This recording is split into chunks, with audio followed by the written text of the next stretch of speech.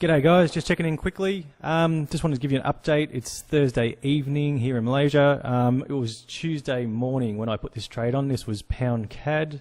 We had some price action EH4. Remembering it was the daily pin bar, we were looking for a retracement entry, and it did retrace. This was when we were talking last time. It just retraced and triggered, and it fell away very quickly. The price, the trade went into profit very quickly, but then just as quickly as it went down, it came back up. So the next morning when I woke up, we were back at break even, which was a bit of a letdown, but that's trading, guys. I reconsidered my price action and my analysis, and I decided to stay with the trade. And you can see since then it has come off again. It quietened out through today, but it's just as the London Open session here, and prices are starting to push down. So what I've done is, this is my original stop loss. I have just rolled that forward. You can see there.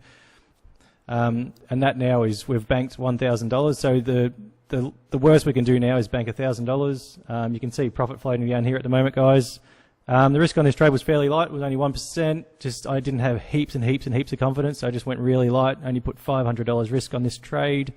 You can see down here we're at 1,700. So we're comfortably just under 3.5%, about 3.4% at the moment. That's about 55, 60 hours into the trade. So 3.5% is not too bad. I am comfortable with 3+%. I like 5s and 6s and 7s better, but I will take 3.5%. And the reason why I'll take 3.5% in the next 20 hours is it's coming up the end of the month. And once you've been trading long enough, guys, you'll see that at the end of the month, the price tends to find some common ground. All the big cats come in, the guys that have some serious money, more money than I'll ever have, come in and they start to push that market into the levels where it needs to be, just ready for price action on the next month.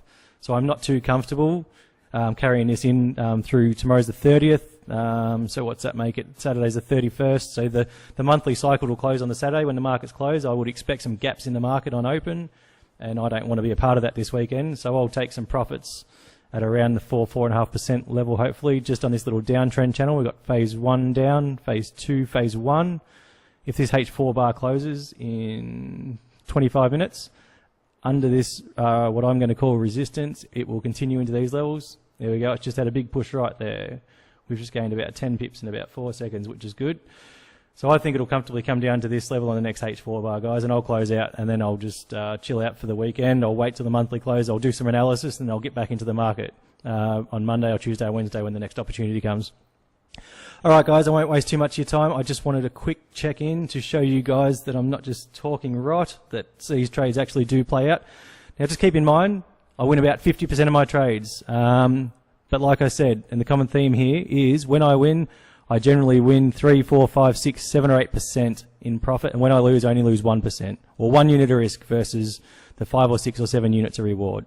I don't generally talk percentages, because quite often I risk more than 1%. But on this particular one, it was 1%. But it's going to, at the moment, it's showing 3.5 units of reward to 1 unit of risk. Okay, guys? So here's proof. And I will talk to you guys in the next video. All right, guys, have a good weekend. I'll talk to you probably on Sunday for a bit of a market wrap-up, and then early in the week, we'll look for some more opportunities. All right, guys, cheers, bye.